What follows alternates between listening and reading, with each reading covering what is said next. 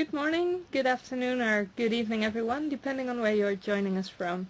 My name is Joke, and I'd like to welcome you to this webinar on how to comply with international data privacy principles.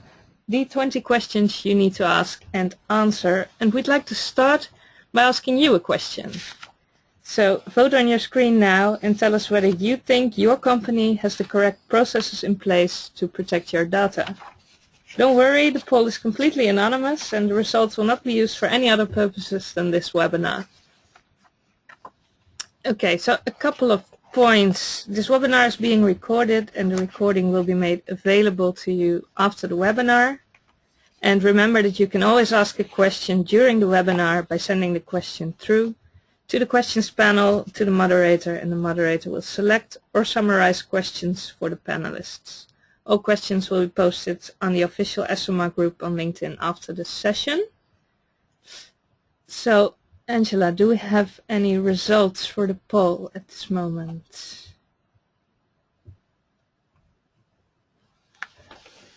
They're still coming up. We're still waiting. Let's see. 57% of you said yes.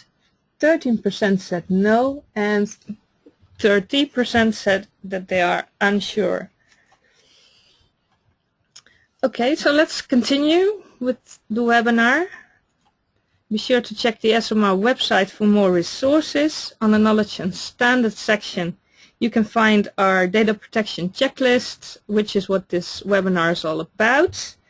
And if you're in the Asia Pacific region or do research there, go to the events page and look up our APAC event from 17th to 19th of May, because this is a good chance to meet our host for this webinar, Reg Baker.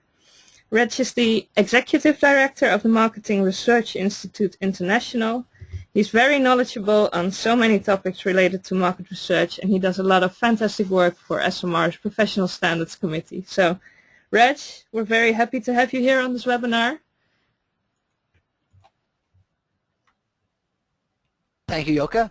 Thank you, Joke. Hi, everybody. We're happy you could join us here today. Let me begin by introducing the folks on our panel. We have from Australia, Jane Van Suey, who is a principal at Wallace Market and Social Research in Melbourne. Jane is a member of the Professional Standards Committee of the Australian Market and Social Research Society with a long-standing interest in the interactions between privacy legislation and market research. She also is a member of the Privacy Compliance Committee of the Association of Market and Social Research Organizations, which also is in Australia. Joining her also is Kathy Joe. Kathy is Director of International Standards and Government Affairs at ESOMAR. Kathy has been in this position for more years than I've certainly been involved with ESOMAR. She oversees the development of guidelines and standards for ESOMAR, especially those related to data privacy legislation and professional and ethical standards. She also is editor of the ESOMAR publication Research World. So next slide, Joke, please. As the name implies, the data protection checklist is a self-assessment tool that's based on a framework developed by the Organization of Economic Cooperation and Development, the OECD. The framework includes a set of 6 principles, which are shown on your screen. 8 principles. And these principles are broadly reflected in most existing and emerging privacy and data protection laws worldwide, including the EU's data protection requirements, the Asia-Pacific Cooperation Privacy Framework, U.S. Safe Harbor, and a number of other frameworks that are used in different parts of the world. We decided to organize the document according to these principles because we simply felt that it was a level of generality that people could design programs around, but we want to make sure that everyone understands that they are principles rather than specific laws. And so it's very important when they're designing their research or when designing their privacy and data protection programs that people review and comply with the national data protection and market research regulatory requirements within each country where they plan to do field work or process data, because there likely are going to be differences in how these principles are applied within specific legal frameworks. So with that as a sort of introduction, let me turn to our panel, and let me start by asking Kathy a question. Kathy, welcome, and start us by saying why exactly did SMR decide to take this on? What did you hope to accomplish? Thanks, Reg. Well, ESMAR receives about 5 questions a week from researchers asking how to deal with issues related to privacy. And it's not just the regulators and the fines. These questions come from around 40 countries, every continent, and they demonstrate researchers' desire to do the right thing. And we wanted to find a way to reduce some of the complexity as data protection laws are written in legal language. So we developed the checklist to translate these laws into everyday terms used by market, social and opinion researchers. The checklist guides researchers on the responsibilities within a global framework, and the 20 questions are those that researchers should ask to help identify if there's gaps in their company's privacy protection program. Okay, was there a specific target audience that you had in mind in putting the checklist together? Yes, we had particularly small and medium research companies, especially those who are working across borders. Many of the largest global companies have resources to deal with these issues, but not all researchers have the same level of support or experience in data protection laws, so we wanted to provide general guidance to help them ensure their research participants retain control over their personal data. Now, I'm sort of interested in the mechanics. I do a lot of work with SMR, as you know, on guidelines, etc. And like many cases and stuff we have done is providing advice to the research community.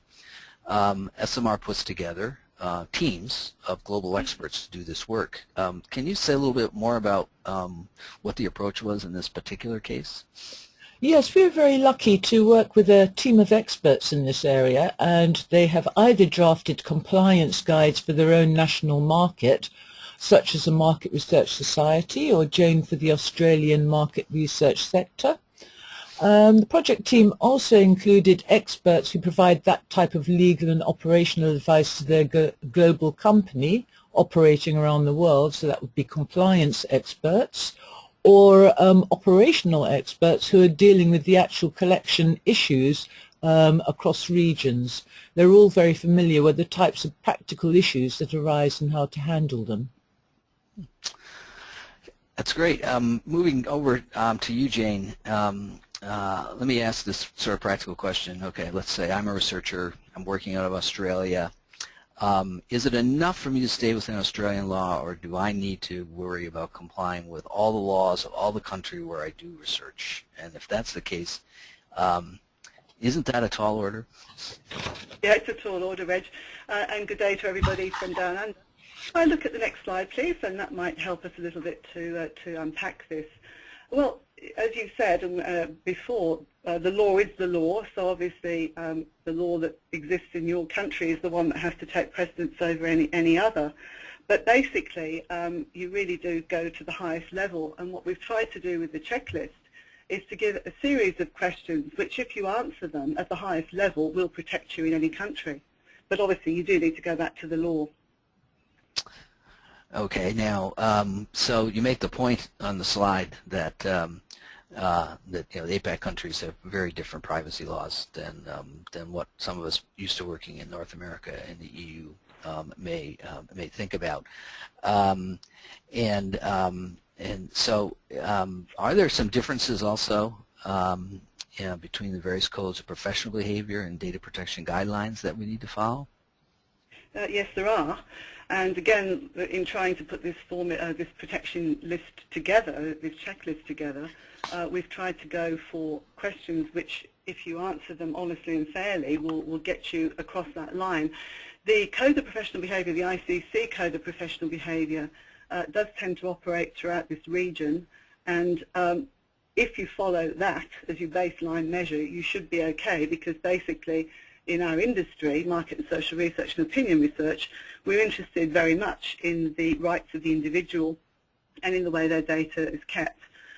Privacy legislation does differ though, and the slide now that you're seeing on your screens just shows you a few statistics about this region, and you can see that it's a big issue, privacy. It's a growing issue, and that there are different information coming out of different countries around the Pacific Rim. Basically, the codes of professional behaviour also are different in different places, but as I say, if you work to the ICC ESAMAR code, most other countries fall into line with that to some extent. Okay, very good. Back to you, Kathy. You know, one of the great things about the document, I think, or the checklist, is that it tries to move us to a common terminology so that, you know, we're all more or less speaking the same language. And, you know, one of those terms that appears over and over again in the checklist, and it's something that I think there is a certain amount of confusion about, perhaps, in the research community, is this idea of, you know, what is personal data? What do we mean when we talk about it, and why is it so important? Right. Well, personal data means any information relating to a living person who can be identified from that data.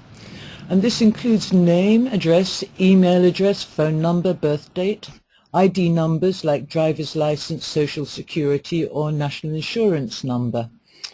In addition, some data on its own might not be deemed personally identifiable under local law, but if it's combined with other data such as postcode, gender, age, or workplace, that person then becomes identifiable. It's important because researchers need to think about their obligations whilst they're collecting and holding this data, and whether they're able to share it with a third party. Following up on that, Jane, just going over to you. You know, there's the checklist is, as I think I said at the outset, 20 questions, and certainly we're going to spare the audience here going over all 20 of them one by one. But when I look at them from a North American perspective, they seem to fall naturally into three broad categories, those being consent, data protection, and data transfer. Do those translate to APAC as well? Yes, they do. And the slide that we're now looking at shows how the 20 questions fall into those three areas. Basically, I will spare you going through all of them, but you can see that in terms of information and consent, it's obviously appropriate to make sure that people know where their data is going to go and so on. We will talk about these in a bit more detail. But on this slide, we have the 20 questions effectively in the bullet points in which they sit. So obviously, first of all, from the perspective of a researcher, we need to make sure that we can gather the information in the first place. Once gathered, that it doesn't go where it shouldn't go, and it's kept secure all along. So perhaps we could look a little more at that. In the next slide.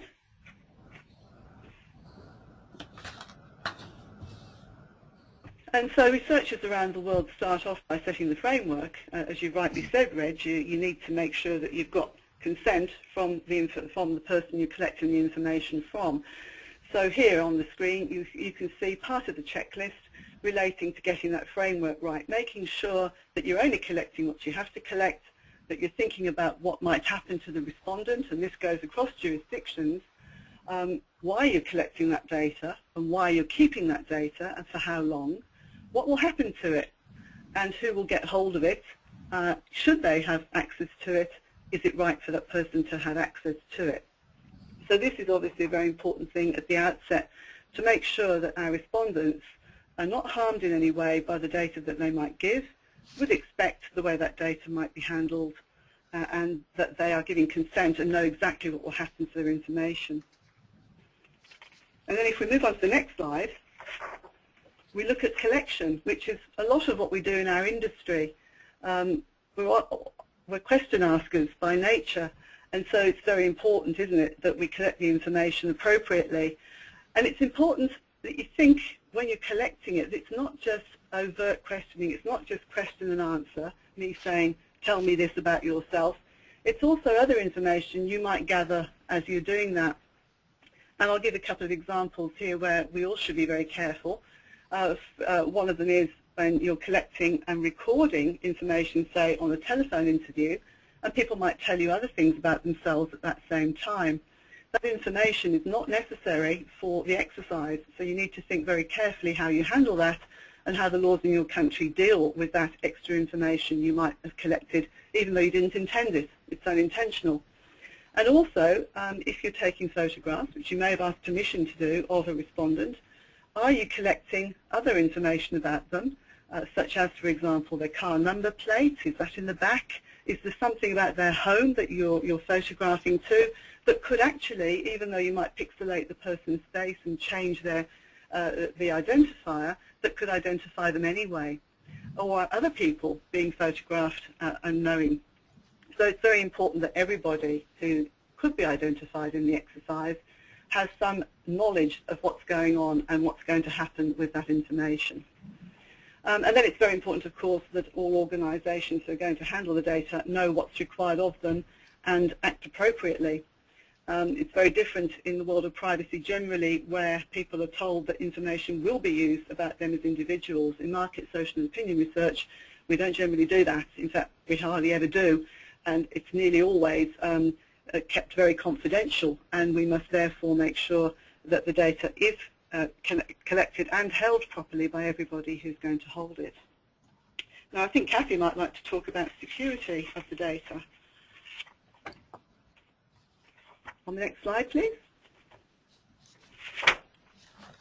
Right, yes. Well, I think the issue of security is a huge one, and this is something where you can see that regulators are applying fines.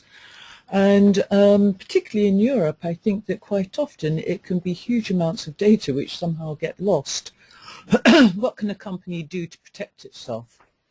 Well, you should set data retention periods that are as short as possible based on applicable law, and sometimes even clients may impose retention periods by contract. As long as the data is personal, then you are responsible for its security. While you're holding that data, research companies need to check if they've got security protocols in place to protect against risks such as unauthorized access, destruction, or disclosure. And this starts with developing and implementing a security policy to protect personal information.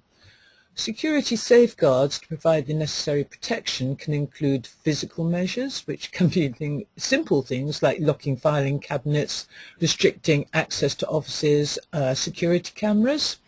It can include technology tools such as passwords, encryption and firewalls.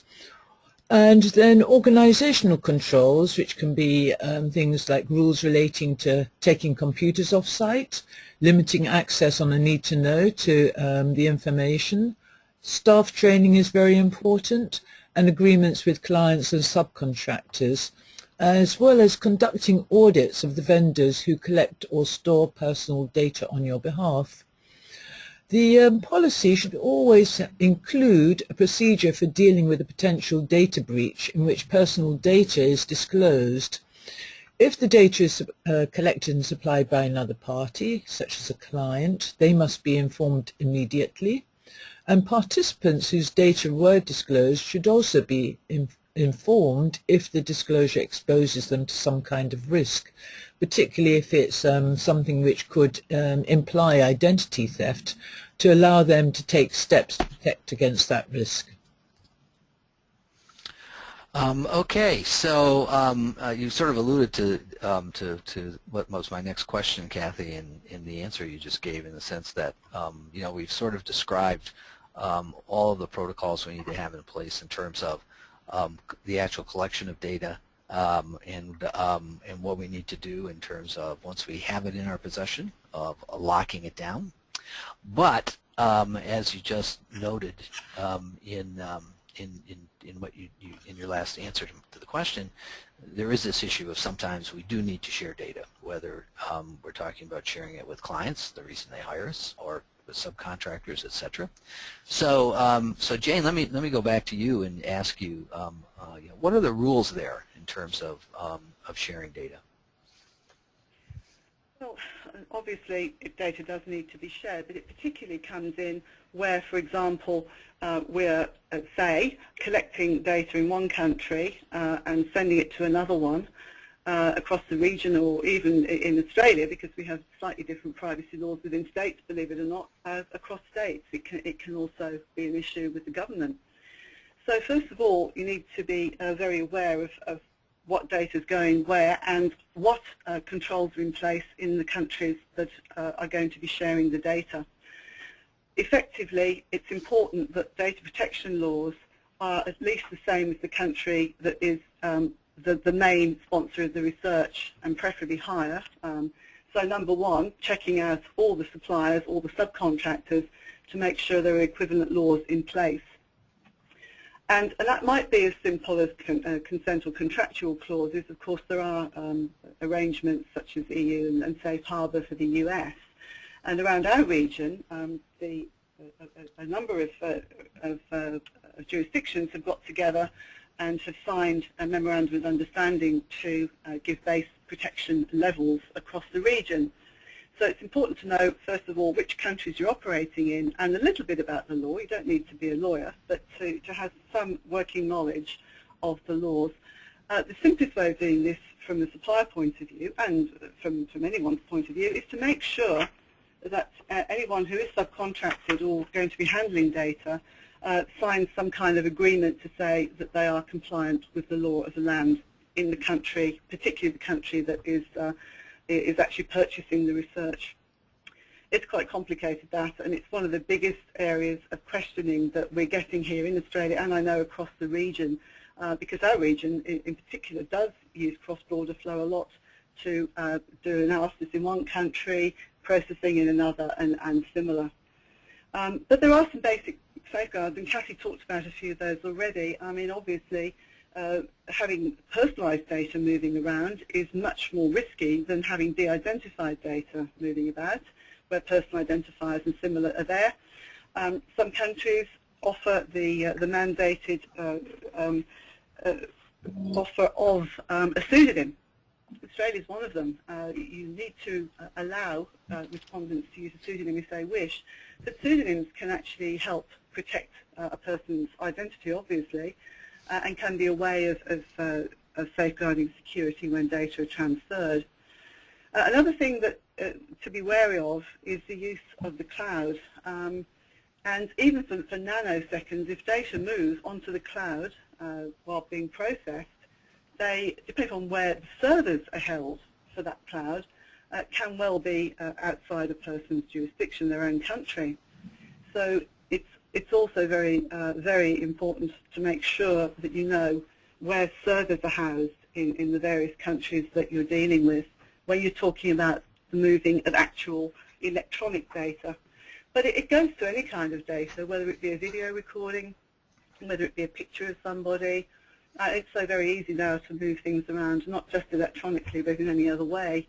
So it's very, very, very important, I stress this one, in a region where you are doing regional processing, to make sure that you know where the data are located at all times and that the laws of the land in that country are equivalent to your own. Yeah, I mean, thanks for that part about the cloud, you know, because this has come up in other discussions as well, because it's suddenly becoming very popular with a lot of market research organizations, especially smaller research organizations, you know, can't afford the infrastructure that might be required. And so I think giving people good advice on how to select their cloud supplier is a really important issue. Yeah, and it's a complicated one, Reg, because you've got two parts to the cloud. There's the data itself. We are talking here about personal data, and there's the software. Now, software in the cloud isn't really an issue if that's all you're doing. If you're downloading software or using a piece of software, if personal data go onto that piece of software, where you get into trouble, and you need to make sure the data protection laws are established. Okay, let us shift gears, if we might, for a moment, going back to you, Cathy. while it's not maybe a classic data protection issue, one of the things that always comes up in this context is, particularly when you're talking about global research, is the issue of children and collecting data from children, because just the definition of a child varies from country to country. Can you speak to that issue? Yes, that's right. In the UK and other markets, the age limit is 16. In other markets, it can be the age of majority. That would be 18. 18 defines a child. And some countries have no definition at all. And even within a single country, the definition may vary with the activity. Quite a lot of times it's written into a self-regulatory code, sometimes to do with advertising, sometimes to do with being able to join something like Facebook. So researchers need to be able to consult national laws and national codes of practice where the data will be collected to determine where parental permission is required, or where there are cultural sensitivities that require particular treatment. We recommend always that researchers ask the National Association in that country, because there may be things that you might not be aware of. And whilst collecting data from children requires verifiable permission from their legal custodian, who is usually their parent, researchers also need to think about whether the questions are likely to cause concern to a child, taking into account the age of the child and their level of maturity. So in the absence of any national guideline, ESOMAR would define a child as being under the age of 14 and a young person as aged between 14 and 17. Okay, that's very helpful. While you were talking, I was thinking earlier about back to the issue of personal data again. And I go to a lot of conferences, and you see a lot of presentations, and especially it seems when you see presentations about mobile data collection and ethnographic studies. You see lots of photographs and videos of people displayed to 100 people sitting in a conference setting. But I worry that one of the things that a lot of people don't recognize is that photographs and video are a special form of personal data, aren't they? Yes, it's personal data because they include identifiable people, and if it's from an ethnographic exercise, the participants will have consented that researchers have access to the material, but they would probably be surprised to find out that their photos are being shown to participants at an event if they haven't given their consent beforehand. And this also applies to people in the background if their faces are identifiable. I mean, we've heard stories about people doing ethnographic exercises at a children's party, and whereas the family giving the party might have agreed, or the parents of the kids who are at the party might not have been informed or would have agreed. So it can be very, very sensitive, and it can also include photos of in public places. So you might have someone in the foreground, but you would also have people in the background.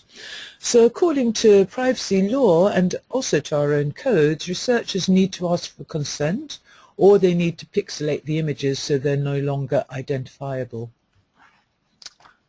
Okay, thanks. One of the other kind of special issues that I know cropped up in the course of doing this guideline is the issue of B2B. When I was a fully employed person, the company I worked for did an awful lot of B2B research, and it always seemed to me that a lot of these guidelines are written from the perspective of consumers packaged goods, and assumes that the people that we're talking to are individuals who are simply talking about themselves. Whereas when you do B2B, it can be confusing because one has to balance the rights of the participant, in some guidelines referred to informant, which is a terrible word to use.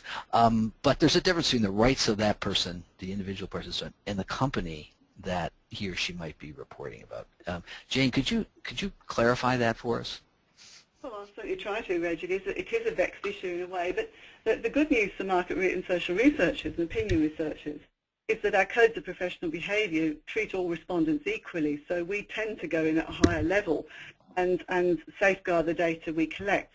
But in the eyes of the law, from the privacy perspective, entities and any information that could really identify them and people that work for them is also treated in many countries as exactly the same way as personal data. So really the guideline is treat all data the same way and you're not going to be in trouble. But yes, there are some instances where if simply it's about an entity and not much that would help you distinguish that entity, you are allowed under privacy law to reveal information on it. However, I think it's best, given that these are guidelines and we're looking at best practice, to suggest to everyone listening to this webinar at least that we treat all data equally. And it is worth remembering that some countries certainly say that if an individual's title or a workplace contact information, for example, a phone number of where they work, or their personal number rather than a switchboard number, then that data most certainly is considered in some countries to be personal data and therefore should be treated exactly the same way as any other data. Oh, okay. All right. Thank you for that. Sort of, moving along here to starting, kind of to wrap things up. Question back to you, and we hope that people will be sending in their questions so we can quiz the panel on other issues that may be occurring to people. But most of what we've talked about, it seems to me so far, is kind of under the heading of legal requirements. Although we've talked about some things which I would more kind of refer to as market research ethical principles.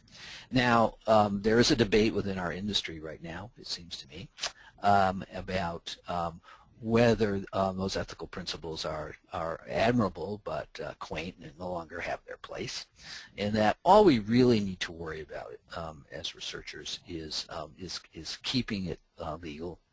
That even when we do stretch the law, it's hard to think of instances in which research companies were prosecuted for violations of privacy laws.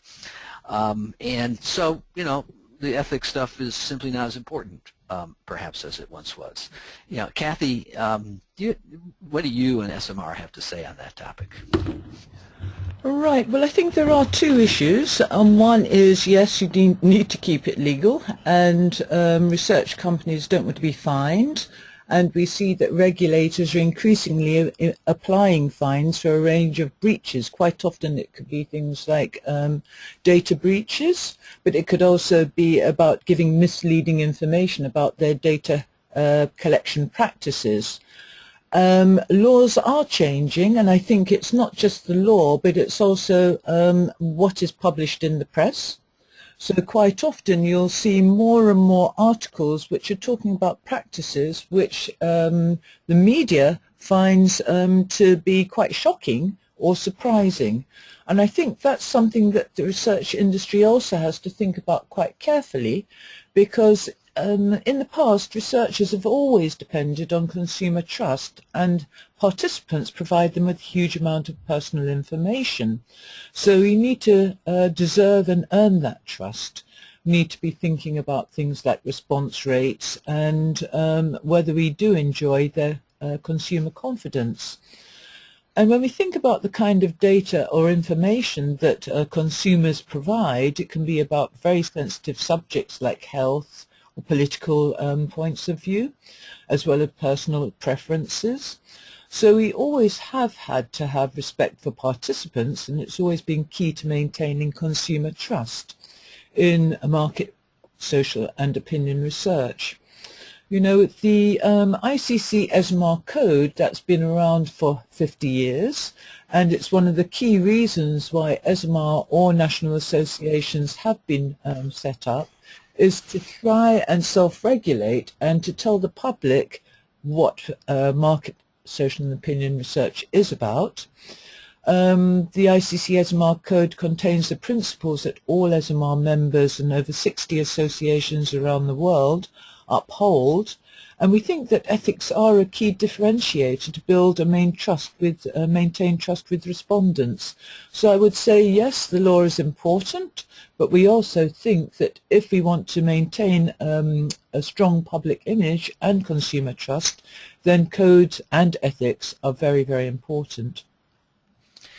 I certainly agree with that, but I think I also recognize that there is a huge, let's call it an educational challenge. Maybe it's a PR initiative, I don't know.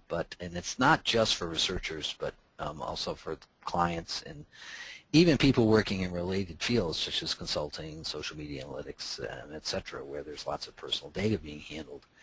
And it seems to me that education responsibility at the moment falls principally to the trade and professional associations, folks like SMR, like AMSRES, AMRO, et cetera.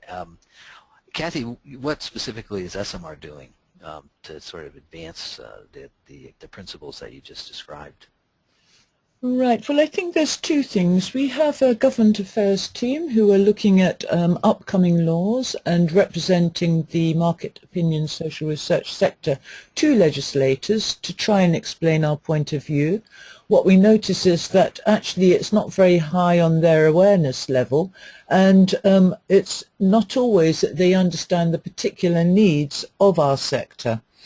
On the other hand, we also see that the legislation is couched in legal terms. It's got its own type of language, and it does need translation when you're thinking about research applications, developments, and types of research. What we see is that there is fast change in our sector about how data is being collected, going from face-to-face to phone to online, and now we have also passive data, mobile research. So ESMAR has developed a range of guidelines which are available on our website, and they include social media research, online research, mobile research, and we update these on a regular basis to ensure that they stay abreast with the latest technology. I think that you're involved in quite a lot of the project teams, so you know some of the difficulties or challenges that we face in trying to make sure that we can encapsulate the legislation or the requirements and do that on a global and international level, just because what's required in some markets like the EU might not be totally equivalent to what's required in the US. That's why we work with other associations in developing this guidance, because we also want to align our guidance and make sure that we're not saying one thing for different markets. We find that it's also very complex for researchers. And we are also testing different ways to promote this type of knowledge about data protection, and this is the first of our webinars on this subject, and if participants find it useful, then we plan to run some more. Cool, very cool. Thanks for that. I want to move to field some questions if we can here shortly. But before we do that, is there anything else you want to add, either of you, before we go to there and have people vote again? Kathy, anything to add? I think that quite often researchers can be quite intimidated by the words data protection. And I think that this checklist has really made an effort to turn it into everyday language, and I think any researcher can walk through those questions and test it against their own company.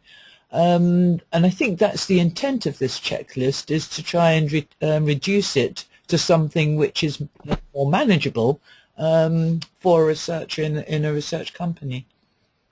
Okay, Jane, any last words? Well, I'd just like to build on that by saying that we're very fortunate in a way in the market and social research profession. We do have a code of behaviour that stood the test of time, and yes, there are guidelines for specific parts and technologies that have changed, but our base code and behaving according to that, which does give the respondent control over their data and does put them first and does respect their privacy, has stood us in good stead and will do that into the future.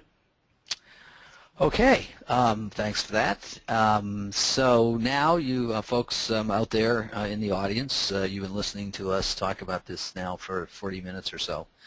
So we're going to ask you the question again, the poll. So here's the question. Have you changed your mind about the level of data protection that you have? And please go ahead and select a yes, no, or don't know. And while we're waiting for that to happen, let me just suggest to you that the checklist is online. It's an excellent self-assessment tool. We recommend you go online and have a look at it, and think that it can really be an extremely useful document, not only in terms of keeping yourself out of trouble with the law, but also in assuring clients that the work you do for them is compliant. And so, do we have results of the poll? Well, so okay, so 28% of you changed your minds. That I would take that to mean that you need to do more, would be my guess as to where that is. So with that, let us move to see, actually before I go into see questions in general, I have a question myself for you guys. Because one of the things we didn't talk about here in the last 40 minutes is the issue of passive data collection. And we're very used to, right, particularly old guys like me grew up in a world in which we collect data by asking questions, and in that kind of format it's relatively easy to get consent. But we now have all sorts of tools online, particularly on mobile, where we can essentially collect information without people knowing about it. So either of you have any comments on really how we need to think about this whole idea of passive data collection and how that relates to the issue of consent? Under most privacy legislation, the base premise is reasonable expectation. Would you reasonably expect information about you to be used in that way? And I think that, for me, is a guiding beacon if people want to do something different, like, for example, using mobile data, using GPS data. Is it really right to do that? And would the person whose data is being captured expect that? So that's the first question I would ask, and that's certainly a question in the checklist, really, where it talks about, would this be expected of the individual?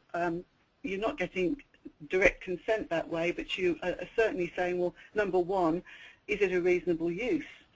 And then number two, getting hold of that consent is much, much trickier, of course. My personal view is that if you can't get consent and the person, if there's any hint that they wouldn't expect that use of the data, you don't do it. Kathy, Yeah. do you have a view on that? Yes, I think that it really depends, because I think particularly if it's mobile, coming from a mobile, and if it's a downloaded app, I think that you do need consent. I think that a mobile is such a personal device that I think that once you're collecting information and people don't know what the limit is, I mean, there are companies that get sort of phone numbers and all sorts of things, then I think it is good to be able to tell people what you're collecting and to say what's going to happen to it. And we say that usually, because a mobile's got quite a small screen, then you should have layered information about the privacy, and you should also have it on your website, and there should be a place for people to consent, and there should be a place for people to say no. The other thing is, I think, is that there is some kind of passive data collection, which is what we would call census. So let's say if you're looking at web traffic to particular places, and we just want to be able to count how many people saw a particular piece of content on a website, and you're just collecting, let's say, numbers and very, very broad demographics, then we would say that probably you need the level of consent might be less, but it really depends on the jurisdiction in which you are. And normally I think that data you might want to pseudonymize it, and definitely if you're going to provide it to a third party, it needs to be aggregated. So I think that question has got layers to it, where we need to really, as Jane said, think about reasonable expectation and the granularity and the sensitivity of the information that is being collected. Normally, if you've got a panel and you've got consent, then you can imagine that you could get more granular information, and even while they're not inputting the information, they are aware that that data is being collected. Okay, let's see what questions, if any, have come in from people listening out there. I guess Angela, do you can you see those questions? Yes, Reg, I can see them. We have a few questions coming in. Our first one is from Vipka. Vipka is saying, our legal department says we need to have the consent of participants up front that they agree to be contacted for market research purposes. This is in a B2B environment. Vipka is asking, how is that feasible with thousands of customers? And we think that this regulation is new and that we didn't need this consent in the past. Is that correct? So who wants to take that on? Okay, I'll take that one on. Okay. It's B2B, isn't it? It is tricky. It varies by jurisdiction, so from country to country there are different rules. I'll give you an example here in Australia. B2B, first of all, if there are lists of customers from, let me go back, if it's from a customer's organisation, and again there's reasonable expectation, the view very much has been that when you contact an individual they can say no. But legal departments are getting very scared about that, and they're tending to change around now and say you've got to get consent. Some organisations ask people when they become customers, are you happy for us to contact you, and do it that way as a single point of contact, and then it flows through to any other work you might do. And others say no, it's case by case. So that there's no simple answer to that one. Different companies have different rules as well. They're putting in extra protections over and above the law. I think it's important to remember that data protection laws are baseline measures. They're not just the level to be followed. So that's the minimum requirements. You have to go above that. Here in Australia, our industry has the only code in the country. Actually, our industry is the only one who has actually opted to go above and beyond the law, and we have a registered code of behaviour which goes beyond the base requirements, and that's what researchers must follow. Basically, it comes into line with the Code of Professional Behaviour, but it does vary, and so it's one to watch. More and more, I'm finding that lawyers are putting these extra restrictions into place to protect themselves and the company, obviously. And yeah, it's onerous, but the law is the law. Mm-hmm. Yeah. Anything to add to that, Kathy? Not really. I think that Jane has given quite a full answer, and I think that in Europe it's quite complicated because you have legal bodies and you have natural bodies, and there are a couple of countries. I think Italy would treat a legal body the same as a personal individual. So I think, as Jane said, it really depends country by country, but it could also depend by type of organisation. Okay. Angela, any other questions? Yes, there's a question from Nehal. Nehal is asking, what about volunteer data like social media analytics? Does this also have to be protected? Maybe I'll take that. Okay. Volunteer data. Now, we do have a guideline on that. It's the one on social media research. And we make a distinction about that kind of data because not all media or not all information on the social media is up for grabs. What we say is that, yes, there should be some kind of consent, and one thing that you need to do is to be looking at the terms of conditions of particular websites to see if there's any kind of information that would give the participants notice that that data might be collected for other purposes, because remember, most people post not because they want to give their data to market research companies, but because they want to talk to one another. So I think that goes back a little bit to what Jane is saying, you know, it's to do with reasonable expectation. We also would say that on social media sites there are closed communities, so that is actually indicating that they want to talk about a subject which is just amongst themselves. So if a researcher wanted to enter that, they should actually announce themselves so people know that they're there, and they should say that they're there for research purposes. We also make a difference between what you would call social media in the public space, which is your normal kind of Facebook thing, and published data. So that would be Twitter, where people are wanting to actually express their point of view to the rest of the world, or a blog. And what we would say is that if there is no means of consent or information through the terms and conditions, in any case, then once you've collected that data, you do need to anonymize it, and you need to be very careful that if you're providing it to a client, it needs to be anonymized. And what we mean by that is you need to be taking out personal identifiers to screen, to filter the data, because sometimes people can put all sorts of information up on their social media, and whilst you're holding and collecting it, you are responsible for that data. So I think, yes, you know, it's something where research companies need to think quite carefully about what data it is that they actually need, and to filter out all the extra data that they don't need. And once they've been able to check it, then they should be able to anonymize it. You just used... Oops, go ahead, Jane. No, go ahead. I was just going to say to that from the client perspective, a lot of clients do this themselves. They purchase the social media feeds and do the analysis. And it's then incumbent on them, it's up to them to make sure they follow these same data protection requirements. You know, speaking of clients, let me ask you this question. You know, these guidelines that we write are very often written from the perspective of the research supplier, market research organizations. My guess is that we may have some clients on the call, and they may be wondering, you know, possibly about what their responsibilities are for any data they collect, or any data that they might supply to a market research company in the course of doing research. Any advice on how this may look different from the client side perspective from either of you? Maybe I can talk about it from the EU point of view, at least.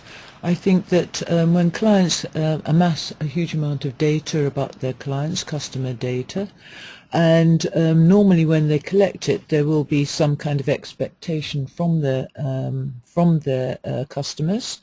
So if they want to be able to use it for research purposes, and if they're going to provide it to a second party or a third party, normally there should be some way to let their customers know there should be a reasonable expectation that that data will be used for research, and particularly if a research company is going to go back to their customers and ask them questions. So I think that there shouldn't be any surprises. I think the other thing is that when companies are sharing data with research companies, and particularly if it's sensitive data, they should be thinking very much about the kind of security and protocols that those research companies have, and whether they feel that they are able to fulfill the data protection rules. Quite often that can be done by a kind of an audit, so you would look at the kind of processes within that research company, because if something happens to that data and it goes astray, as data controller they are responsible, but it also impacts the image of the company. And I think that they should also be looking at contractual clauses, so that they know that it's an legal, the subcontractors know it's a legal obligation to protect that data in the same way as the company itself should do. So I think there are a number of steps that client companies need to be aware of when they're collecting and sharing data. Yeah, Okay, that's it. Whoops, go ahead, Jane. Sorry, Reg, it's a time difference catching us out there. Yes, I will add to that. Many times we do a lot of quite sensitive work here in Australia, and we're given information that we really don't need as researchers. And my cry to all clients out there is just don't send stuff that's not necessary. It's a liability for everybody, and nobody needs that information to be sent. Sometimes it might look useful for later analysis or whatever, but really, if it's not required for the purposes of that research project, it shouldn't be shared. Okay, Angela, any other questions here? I think we have time for one more. Yes, Reg, we have one from Oriol. Oriol is asking, which guideline can we follow in order to properly anonymize a raw data set so that it can be provided to a third party? Oof, hard one. Who wants that one? Sorry, Reg. Who wants that one? Go ahead. All righty. Well, I think that, this word anonymity is quite a loaded one. And you can, follow this kind of subject. You would sort of say, well, experts say that you only need 3 data points and you can identify anybody. On the other hand, I think one also has to be thinking about the usual kind of techniques. In Europe, there's a group which is called the Article 29 Working Party, and they include regulators from each of the EU member states, and they have actually issued a paper, an opinion, on different kinds of techniques for anonymization. And some of that can be what you'd say including noise, so you put extra information so that you would not be able to, be more difficult to identify an individual. Sometimes it can be substituting information, and sometimes it can be just looking at all the identifiers and removing them completely. But I think it's a good starting point to have a look at, to see whether there are certain things, it's not just a case, as Jane said, of taking a name away and then you can feel comfortable. And particularly if you're combining different data, then I think one also has to look at the possibility of someone being identified each time you add a different set of data. Yes, and I think it's getting harder as there's a move towards sharing data. So if a data file is going to be put up for sharing as a public data set, you have to be even more careful, both as researchers and clients, to make sure that if metadata analysis is done with another data set that just might be out there, that an individual couldn't be identified as well. So it really means you have to send out less rather than more. Okay, great. Well, essentially, I think our time is up. We want to respect the time of all the people who have been kind enough to join us this morning. We certainly want to encourage everyone to go out and download the checklist so you can see directions for doing so on your screen at the moment. Just go to the SMR website. You'll see a button there for knowledge and standards, and when you click that, you will see not only this guideline, but others that we've referenced over the course of our discussions this morning. So let me thank our panel, Kathy and Jane, and especially let me thank all of you who joined us this morning, and we hope that you will continue to be to track SMR, what we're up to, and be free with sharing your opinions with us so that we can do the best job possible of serving our membership worldwide. So with that, I bid you all a goodbye. Okay, thank you all for participating in the webinar. SMR has a number of conferences around the world that we'd like to tell you about. From 26th to 28th of April, we have the Latin America Conference in Sao Paulo, Brazil. And from 17 to 19 May, we have the Asia Pacific event in Singapore, which will be very interesting for anyone in the region who joined us today. And then there's our Summer Academy. Our annual Summer Academy takes place from 1 to 4 June. So join us here in Amsterdam for a week of learning and discussion. It will be fun. And last, but by no means least, our annual Congress is scheduled for 27 to 30 September in Dublin, Ireland, and the registration is now open. A couple of closing notes. The webinar will remain open for a few more minutes for you to send your questions in, and we can continue the discussion on our LinkedIn group. And should you have any questions, or just send them to professionalstandards@smr.org and we can answer them.